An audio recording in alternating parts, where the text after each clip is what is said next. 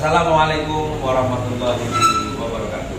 Waalaikumsalam warahmatullahi wabarakatuh.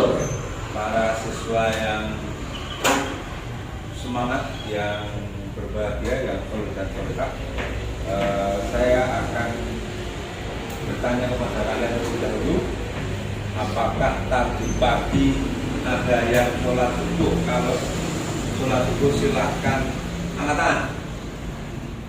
Alhamdulillah, berarti kalian semua termasuk muslim yang taat. Terima kasih.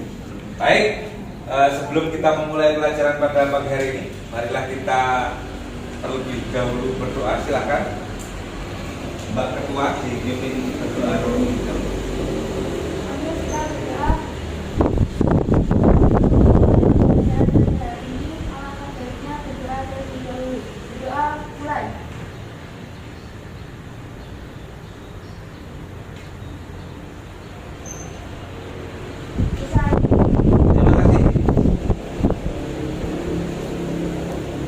Saya akan cek kehadiran dulu ya.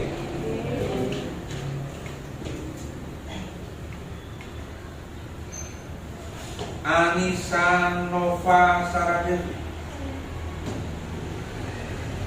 Anissa Nur Hanifah, Arlan, nggak masuk, Arlan, izin ya. Atifah, Aulia. Para siswa sekalian, di pelajaran yang lalu kita sudah membahas tentang etos kerja dalam Islam. Etos kerja dalam Islam ini adalah syariat agama. Syariat agama ini kita ambil dari sumbernya. Sumbernya adalah apa? Sumbernya Al-Qur'anul. Sumbernya adalah Al-Qur'an. Maka hari ini pelajaran kita selanjutnya adalah membahas tentang beriman kepada kitab-kitab Allah. Ada yang tahu kitab-kitab Allah ada berapa? Ada 4. Ada apa? Zabur, Taurat, Injil, dan Al-Qur'anul Karim. Oke, para siswa sekalian, saya ingin kalian menyaksikan video ini. Kemudian video ini kalian respon ya.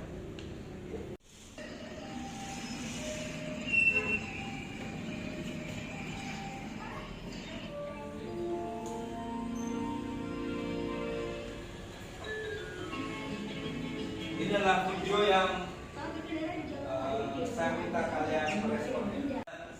Para siswa, ini tadi adalah sebuah video yang saya minta kalian untuk meresponnya. Silakan, siapa yang akan mencoba merespon, silakan tunjuk jari. Ya, silakan Mbak. Orang yang tidak taat peraturan itu akan sial nantinya. Ya, orang yang tidak taat aturan itu dia akan mengalami musibah, mengalami kesialan. Tepuk tangan untuk. Terima kasih. Apa yang tadi sudah disampaikan oleh teman kalian ini sebuah hal yang luar biasa. Merespon dari video yang ada. Tentang apa? Tentang ketaatan. Ketaatan itu penting karena agar kita selamat. Maka kita sebagai seorang muslim itu kita diberikan aturan oleh Allah yang bernama Al-Qur'an. Dia yang akan mengatur hidup kita agar hidup kita menjadi benar, agar hidup kita menjadi betul, agar hidup kita sukses di dunia dan akhirat. Nah ini, materi kali ini kita akan memperdalam makna beriman kepada kitab-kitab Allah. Ini adalah lembar diskusi kalian. Silahkan nanti diisi setelah kalian melihat video.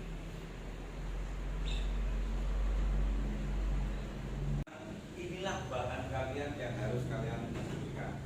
Silahkan kalian diskusikan masing-masing kelompok dengan lembar diskusi yang sudah saya berikan. Waktunya adalah 15 menit dari sekarang. Silakan. 15 menit berlalu. Silakan kelompok 1 untuk mempresentasikan apa yang sudah didiskusikan. Silakan, siapa wakil dari kelompok satu? Silakan berdiri.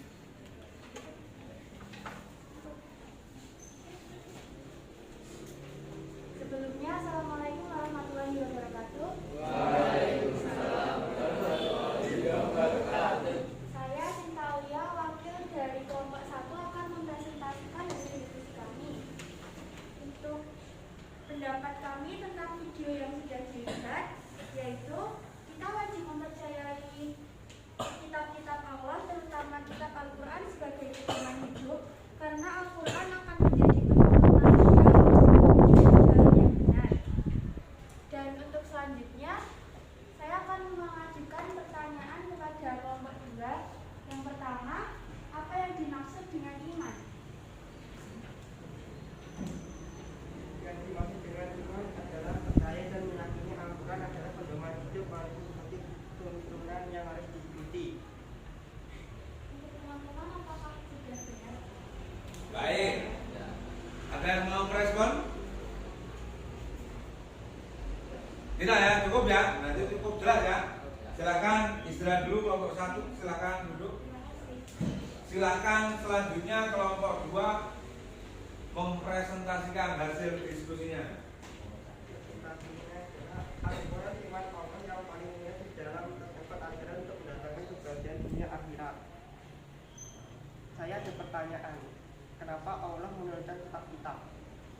Nah, ini ada pertanyaan tadi kelompok 1 setelah mempresentasikan, kemudian melontarkan pertanyaan ke kelompok 2. Sekarang giliran kelompok 2 ternyata ada pertanyaan juga untuk kelompok 1. Silakan dijawab. Sebelumnya silakan nama saya Rangga dari kelompok 1 izin menjawab kenapa Allah menurunkan kitab-kitab. Allah menurunkan kitab-kitabnya untuk diajarkan kepada umat manusia sebagai petunjuk dan pedoman hidup. Ya, tepuk tangan untuk kalian semua. Terima kasih.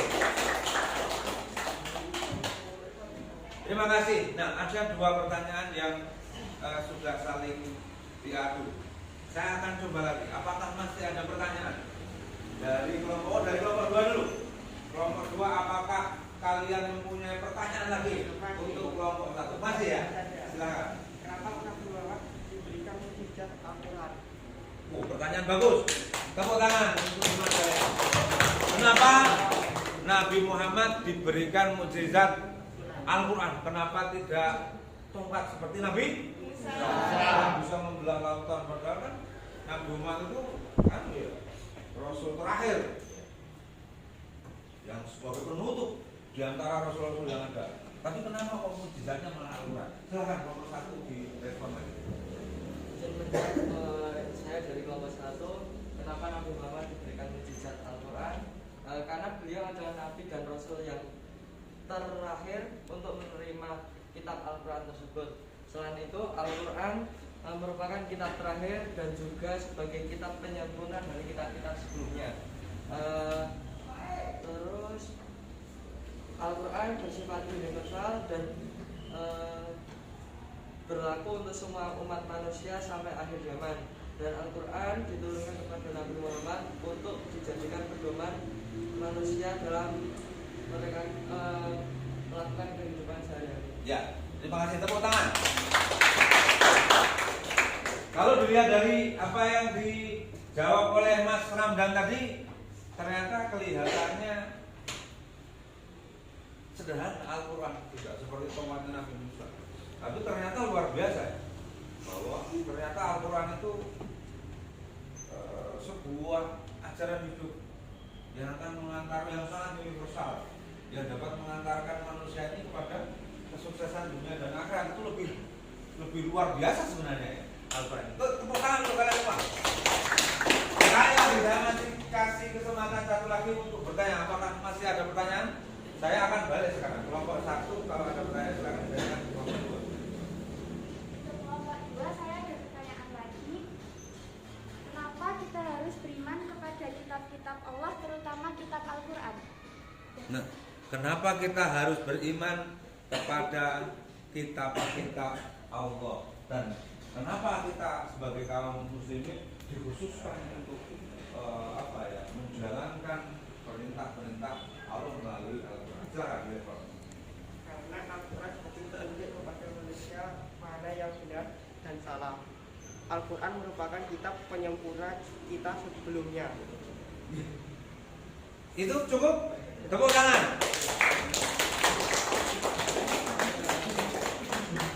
Nah, demikian tadi diskusi kalian sungguh sangat menarik. Cuma ada beberapa hal yang bisa nanti saya list untuk kita pelajari bersama, kemudian kita kita cari dari diskusi kalian ini apa sih sebenarnya makna Al-Quran. Begitu, Ge? Oke, terima kasih. Tepuk tangan untuk kita semua.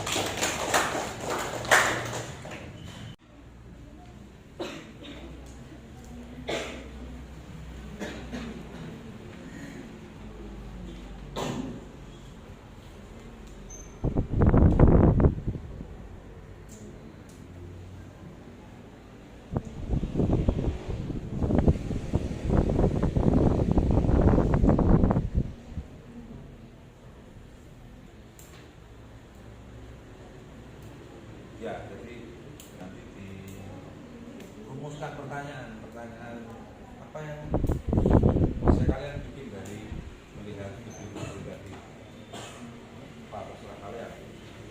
Ya, kira-kira apa pendapat kalian terkait video yang sudah dilihat? Tapi pastinya kaitannya ada dengan kaitan dengan makna. 15 menit berlalu.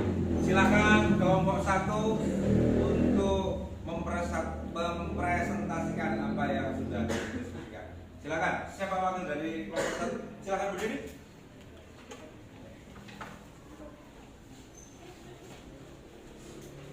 Sebelumnya, Assalamualaikum warahmatullahi wabarakatuh. Waalaikumsalam warahmatullahi wabarakatuh. Saya Sinta Aulia, wakil dari kelompok 1 akan mempresentasikan hasil diskusi kami.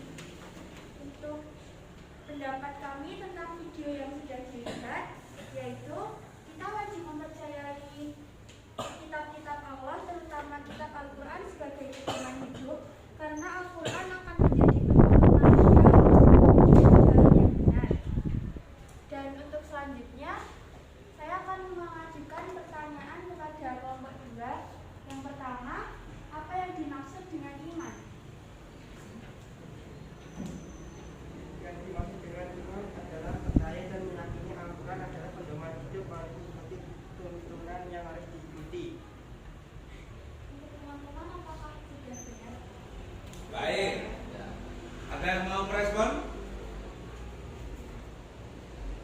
Tidak ya, cukup ya. Nanti cukup jelas ya. Silakan istirahat dulu kelompok 1. Silakan duduk. Terima kasih. Silakan selanjutnya kelompok 2 mempresentasikan hasil diskusinya. Presentasinya adalah Al-Quran firman Allah yang paling mulia di dalam terdapat ajaran untuk mendatangkan kebahagiaan dunia akhirat. Saya ada pertanyaan, kenapa Allah menurunkan kitab-kitab?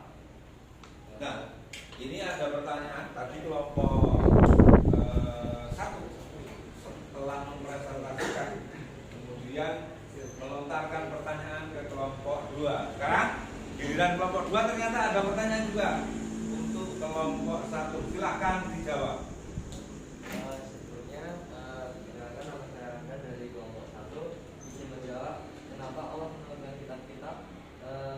Allah menurunkan kitab-kitabnya untuk diajarkan kepada umat manusia sebagai petunjuk dan pedoman hidup. Ya, tepuk tangan untuk kalian semua. Terima kasih. Terima kasih. Nah, ada 2 pertanyaan yang sudah saling diadu. Saya akan coba lagi. Apakah masih ada pertanyaan dari kelompok 2 dulu?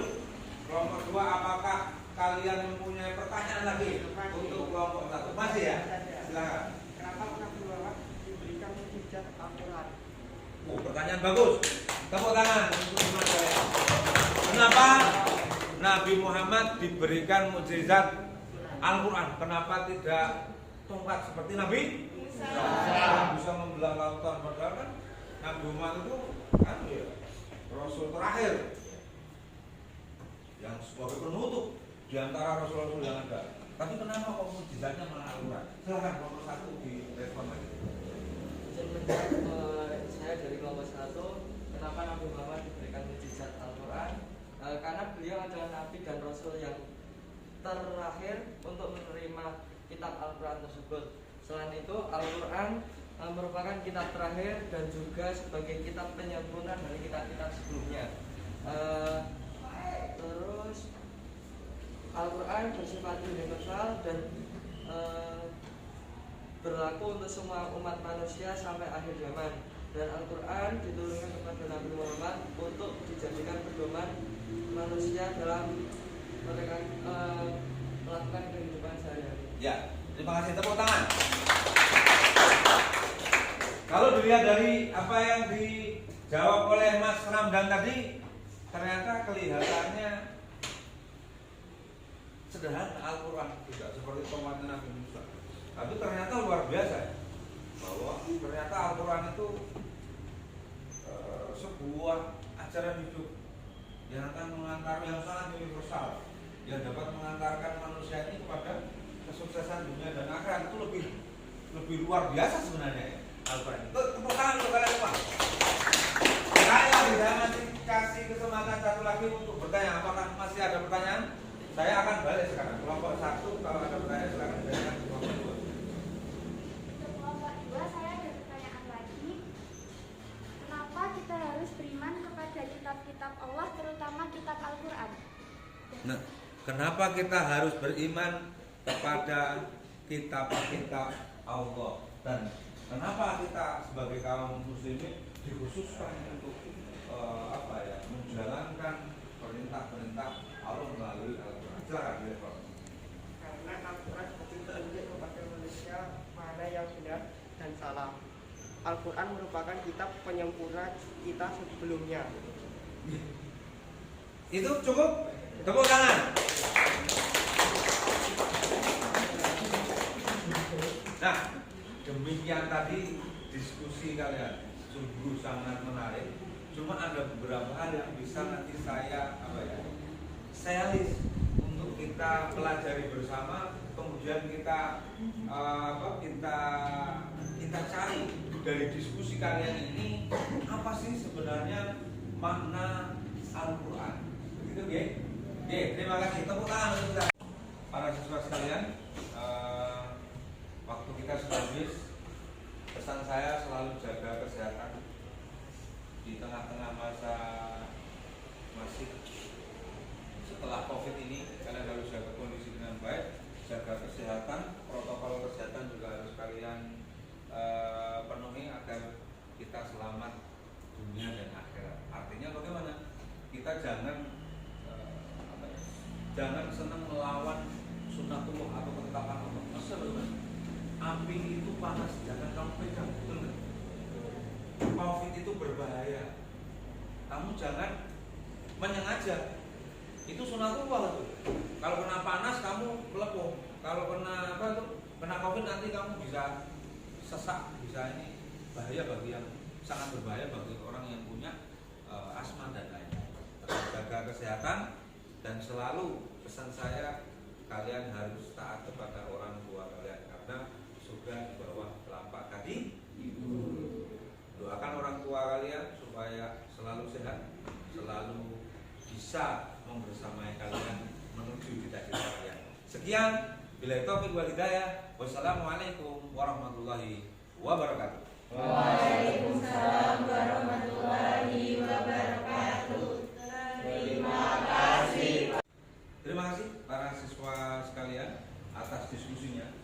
Dapat kita tulis, dapat kita keras, dapat kita rumuskan dari apa yang telah kalian diskusikan tadi terkait kalian sudah mampu merespon video, kemudian bertanya, menggali pertanyaan apa saja yang ada yang mungkin saya berikan ke kelompok lain untuk memahami makna beriman kepada kitab-kitab Allah.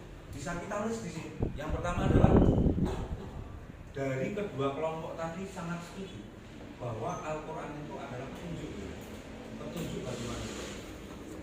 Artinya nanti kita akan cari, kita akan peras, nanti akan kita rumuskan ke dalam makna beriman kepada kitab Allah. Kemudian Al-Quran sebagai pedoman hidup. Nanti kalian tadi sepakat, nanti kita akan gali apakah benar sih, apakah iya sih bahwa Al-Quran itu pedoman hidup bagi kita. Kemudian tadi juga tidak kalah penting, tadi bertanya tentang yang sangat sederhana, iman itu apa sih? Ternyata meyakini, berarti makna beriman kepada Allah bagaimana? Nanti kita akan gali bersama-sama. Terima kasih. Nah, silakan kalian lihat di screen di sana.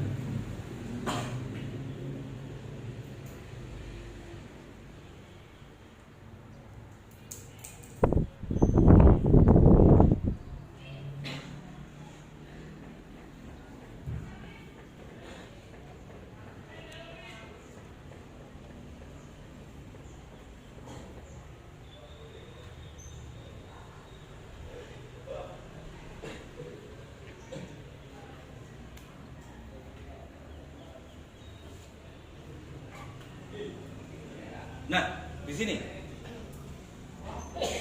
dari apa yang kalian tadi diskusikan, yang pertama bahwa makna iman kepada kitab-kitab Allah adalah ya karena tadi berbicara masalah meyakini adanya Allah, meyakini Allah menurunkan kitab-kitabnya. Berarti bagaimana? Maknanya berarti kita harus yakin bahwa Allah menurunkan kitab-kitab itu. Ada 4 kitab tadi, Taurat, Zabur, Injil, dan Al-Quran yang diturunkan kepada rasul-rasulnya dan untuk umat-umatnya. Walaupun kitab Al-Quran ini adalah kitab penyempurna yang yang menggantikan semua syariat-syariat kitab-kitab sebelumnya. Jadi kita kaum muslimin ini patut berbangga hati karena kita ini termasuk orang yang beruntung mendapatkan Rasulnya Nabi Muhammad SAW dengan kitab yang sangat sempurna dan ibadah yang sangat sesuai dengan kebutuhan kehidupan kita di era modern ini. Kemudian yang kedua, beriman atau meyakini. Setelah mengimani atau menurunkan itu, kita juga harus meyakini secara terperinci maupun secara global bahwa Allah telah menurunkan kitab-kitab Allah. Kita meyakini secara khusus Al-Quran, dan apapun yang diajarkan Al-Quran harus kita yakini bahwa itu betul-betul dari Allah Subhanahu wa Ta'ala. Kemudian yang ketiga, membenarkan. Kalau ditanya orang berarti apakah dulu Allah menurunkan Taurat, Zabur, dan Injil? Ya, membenarkan. Tapi Taurat yang dulu, yang belum diubah, Injil yang dulu, yang masih original, yang dulu diturunkan Allah kepada Nabi Isa. Kalau sekarang sudah mengalami perubahan. Sedangkan Al-Quran akan berbeda dengan kitab-kitab yang lain, karena Al-Quran itu dijaga oleh Allah. Maka sampai sekarang salah satu bukti Al-Quran yang dijaga oleh Allah, sampai sekarang masih muncul penghafal Al-Quran. Ya kan? Aku 20 juz, 30 juz. Itu luar biasa. Tidak mudah. Bahkan bahasanya bahasa Arab, kita orang Indonesia harus menghafal banyak sekali ayat-ayat dengan bahasa yang asing bagi kita. Tapi tetap hafal karena itu janji Allah. Al-Quran akan selalu dijaga oleh Allah Subhanahu wa Ta'ala. Kemudian yang ketiga, mengamalkan segenap hukum yang terkandung dalam kitab tersebut selama belum dihapus oleh hukum-hukum yang baru. Artinya selalu mengamalkan apa? Hukum-hukum yang terkandung dalam kitab-kitab Allah itu. Nah, hukum yang Al-Quran ini adalah menghapus kitab-kitab yang telah lalu. Artinya sudah melengkapi. Al-Quran ini sebagai apa? Al-Quran ini yang paling lengkap, yang menyempurnakan. Maka yang kita gunakan adalah ajaran-ajaran, syariat-syariat, hukum-hukum yang ada dalam Al-Quranul Karim. Kemudian kita ke hikmahnya. Al-Quran, tapi di video kita kalau flashback ke video tadi dunia bagaimana? Ada orang yang seperti halnya orang yang berada dalam kegelapan. Kita pernah merasakan gelap ya di rumah kita, misalnya di kamar ketika kita tidur ya. Tidur biasanya lampu kita padamkan ya. Kita padamkan, kemudian kita menyalakan lampu itu kan terus dari gelap terus jelas padam, terang benderang keluar rumah ya padam enak. Tapi kalau gelap itu kan rasanya nggak enak ya, nggak nyaman. Gelap mau kemana-mana ada. Nah, Al-Quran ini maka udah lintas, jadi petunjuk bagi manusia. Al-Quran itu merupakan petunjuk, yaitu penerang, akan memudahkan, memberikan kemudahan. Kita diatur di situ. Coba kalau di dunia ini nggak ada aturan, bagaimana jadi? Bisa kalian bayangkan nggak ada, mulai sekarang nggak ada traffic light di misalnya Jalan Magelang. Wah, gimana? Kacau ya. Tabrakan dan lain-lain, melanggar lampu aja iso tabrakan malah ramah bisa gitu. Mau yang ono dan dilono, kacau semua. Kalau nggak ada aturan. Bahkan ketika kamu beli handphone, ini ada beli handphone, itu ada kan cara penggunaan aturannya. Jika aturan, kalau kamu menggunakan handphone itu dengan aturan-aturan sesuai dengan ketentuan itu pasti awet handphone. Nggak boleh main game sambil dicas. Itu juga Al-Quran begitu mengatur agar kita tidak tersesat, agar kita tidak keliru, memberikan kemudahan. Kalau kita taat itu kita akan mudah meraih sukses dunia dan akhirat. Kemudian contoh, misalkan kita kaitkan dengan pelajaran yang telah lalu tentang etos kerja dalam Islam. Ya kan memberikan kemudahan karena Islam juga mengajarkan kepada kita tentang harus punya semangat kerja yang baik, harus punya semangat kerja yang baik, maka pasti akan sukses nanti, akan memudahkan hidup manusia. Kemudian mencegah dan mengatasi perselisihan. Nah, manusia itu kan hidup di alam yang sangat berbeda. Bahkan di dunia ini tidak ada kembar yang betul-betul identik semuanya, ya kan? Coba di kelas ini matanya saja beda-beda, ya kan?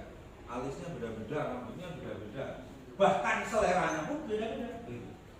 Jadi dengan memahami, Allah itu menurunkan kitab-kitab, banyak kitab dulu ada umatnya Nabi Musa, ada umatnya Nabi Isa, itu beragam, sangat beragam, dan manusia itu sangat beragam, dan perbedaan itu bukan membuat kita untuk saling bermusuhan, bukan untuk saling berselisih, betul nggak? Kamu pernah lihat gitar itu, senar gitar itu yang menghadirkan harmoni itu, ketika senarnya beda-beda, ketika tingkat kekencangan kalau dalam bahasa gitar itu, nyetetnya itu berbeda-beda, maka menimbulkan harmoni. Tapi yang sama kabel malah nggak indah, atau dibikin sama semua nggak bisa, ya kan? Matahari kan tetap matahari, bulan tetap bulan, ya kan? Bumi ya bumi, langit ya langit, nggak bisa. Begitu. Jadi dengan beriman kepada kitab-kitab Allah, kita akan terhindar atau mencegah, mengatasi perselisihan yang ada. Kemudian rahmat bagi orang-orang yang benar. Tentu salah satu hadiah besar bagi umat manusia adalah diturunkannya Al-Quran ini. Karena kita diberi aturan, maka hidup kita akan menjadi beres. Coba kamu sekolah ini nggak diatur, nanti ada yang ke sekolah pakai sarung, ada yang pakai apa? Dasar keluar. Aturan itu justru membawa kita kepada sebuah hal yang baik. Kemudian berlomba-lomba dalam kebaikan. Tentu kita akan selalu berlomba-lomba dalam kebaikan. Tentu itu kalau kita benar-benar mampu mengimani kitab-kitab Allah ini di dalam hati kita. Bagaimana muatan-muatan yang ada dalam kitab-kitab Allah ini selalu menyuruh kita, selalu mengharuskan kita untuk menjadi lebih baik. Oke, baik, terima kasih. Selanjutnya saya akan berikan soal PR kepada kalian. Silakan PR-nya ditulis.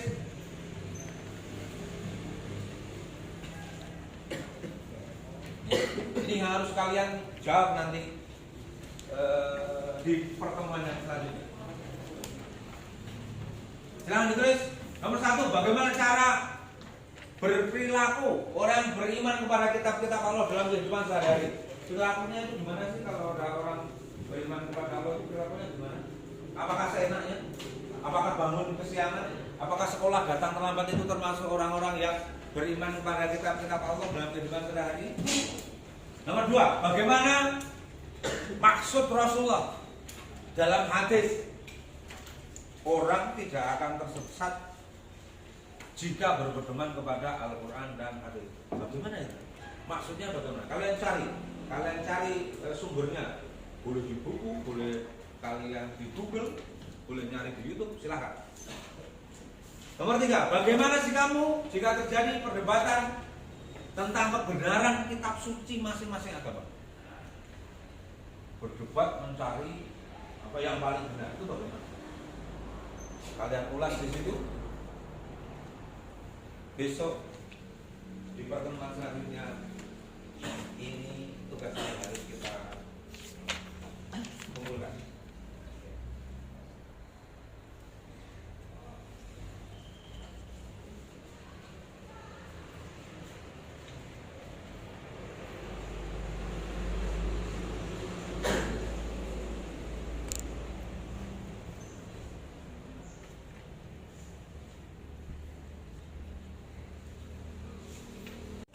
Para siswa sekalian, waktu kita sudah habis. Pesan saya selalu jaga kesehatan di tengah-tengah masa masih setelah COVID ini. Kalian harus jaga kondisi dengan baik, jaga kesehatan, protokol kesehatan juga harus kalian penuhi agar kita selamat dunia dan akhirat. Artinya bagaimana? Kita jangan senang melawan sunnatullah atau ketetapan Allah. Masa api itu panas, jangan kamu pegang, betul nggak? COVID itu berbahaya. Kamu jangan menyengaja. Itu sunnatullah tuh. Kalau kena panas kamu melepuh. Kalau kena apa tuh? Kena COVID nanti kamu bisa sesak, bisa ini bahaya bagi yang sangat berbahaya bagi orang yang punya asma dan lain-lain. Tetap jaga kesehatan dan selalu pesan saya, kalian harus taat kepada orang tua kalian karena surga di bawah telapak kaki ibu. Doakan orang tua kalian supaya selalu sehat, selalu bisa membersamai kalian menuju cita-cita kalian. Sekian, billahi taufiq wal hidayah. Wassalamualaikum warahmatullahi wabarakatuh.